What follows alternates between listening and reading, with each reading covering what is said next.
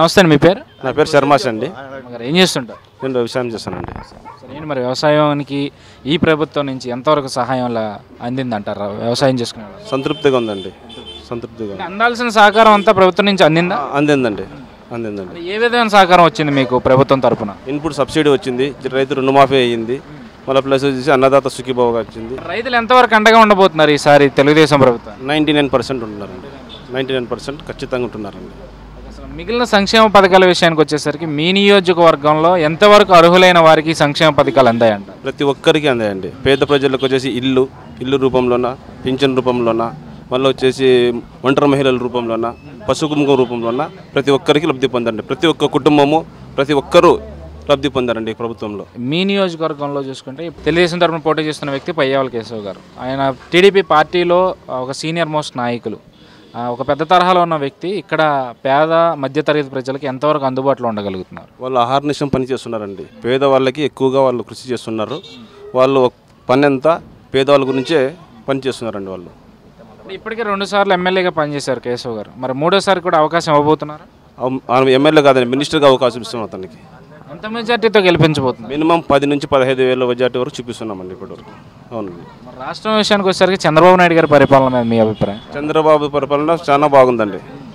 చాలా సంక్షేమ పథకాలు కానీ అతను ఆహర్నిశలు కష్టపడుతుండే పేద ప్రజల కోసం చంద్రబాబు ప్రభుత్వం చాలా సంపూర్ణంగా ఉందండి. మళ్ళీ అధికారంలోకి వచ్చే అవకాశం ఉందా చంద్రబాబు? ఖచ్చితంగా వస్తారండి. 140 సీట్లు ఖచ్చితంగా గెలుస్తారండి. ఖచ్చితంగా వస్తారండి.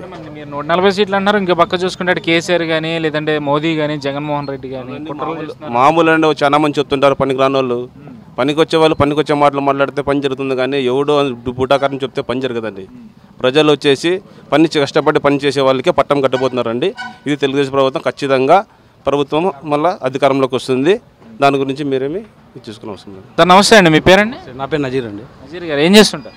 నేను వ్యవసాయం. చూసుకుంటే ముస్లింల విషయానికి వచ్చేసరికి ఈ ప్రభుత్వంలో ఎంతవరకు న్యాయం జరిగింది అనుకుంటున్నాను? చూడండి, ఇప్పుడు ముస్లింలు అంటే ఇప్పుడు చూడండి, ఇమాములకు కానీ మౌజాన్లకు కానీ 5,000, ఇప్పుడు 5,000 ప్రస్తుతానికి 5,000 ఇస్తున్నారు. 5 నుంచి 10కి పెంచుతున్నారు. అదొకటే కాదు, ముస్లిమ్స్ దుల్హన్ పథకం పెట్టి బీద వాళ్ళందరూ ఆదుకుంటున్నారు. తర్వాత మసీదులు కానీ, ఫంక్షన్ హాల్స్ కానీ, మైనారిటీస్ లోన్స్ కానీ, ప్రతి విషయంలో ఉన్న. ఇంకోటి సార్, ప్రజలు శాంతిగా బతికితే డెవలప్మెంట్ అనేది ఉంటుంది. అశాంతి ఉంటే ఎట్లయితుంది చూడండి, చెప్పండి. ఆటోమేటిక్గా డెవలప్మెంట్ వస్తుంది. సిన్సియర్గా పనిచేసే నాయకుడు కావాలా. మా కేశవ్ గారు తీసుకోండి, సీఎం గారు తీసుకోండి, సిన్సియారిటీ ముఖ్యం నాయకుల్లో. అది మా కేశవ్ విషయంకి వస్తే ఇక్కడ 2 లక్షల ఎకరాలకు నీళ్లు పారించినారు, అందరి నీళ్ళు. అది మెయిన్. అంటే కేశవ్ గారి విషయానికి మనం వచ్చుకుంటే 2,000 ఎకరాలకు నీరు ఇవ్వడం, 2 లక్షల ఎకరాలకు నీళ్ళు ఇవ్వడం జరిగిందని అంటున్నారు. మిగిలిన సంక్షేమ పథకాల విషయానికి వచ్చేసరికి ఎంతవరకు మీ నియోజకవర్గంలో ప్రజలందరికీ అందరి లబ్ధి పొందినారండి? ప్రతి ఒక్కరు. మీరు ఏ వర్గానికైనా తట్టండి, బీసీల విషయంలో తీసుకోండి, మైనారిటీస్ తీసుకోండి, ప్రతి ఒక్కరూ సంక్షేమ పథకాలు డైరెక్ట్గా పొందుతున్నారు. డెఫినెట్గా రూలింగ్ వస్తుంది గవర్నమెంట్. మా కేశవ్ గారు గెలుస్తారు, మినిస్టర్ అయిపోతారు. ఖచ్చితంగా. కేశవ్ గారు ఎంతవరకు ఇక్కడ ప్రజలందరికీ అందుబాటులో ఉంటారు? ఏంటండి, వాళ్ళ అన్నదమ్ములు ఇద్దరు అహర్నిశలు 9 నుండి రాత్రి 9 వరకు అందుబాటులో. అదే పనిగా ఆఫీస్ తెచ్చుకొని కూర్చొని 24 అవర్స్ ఈ పార్టీ ఆ పార్టీ కాదు, పైన వాళ్ళందరికీ పని చేసి పెడుతున్నారు. అది ఎంత మెజార్టీ వస్తుంది అనుకుంటున్నారు?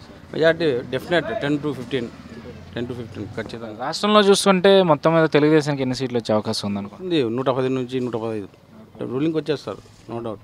ఎందుకని అంటారు? ఎందుకేముందండి, చేసే పథకాలు అమరావతి తీసుకోండి, తర్వాత పోలవరం తీసుకోండి, ఏదన్నా తీసుకోండి.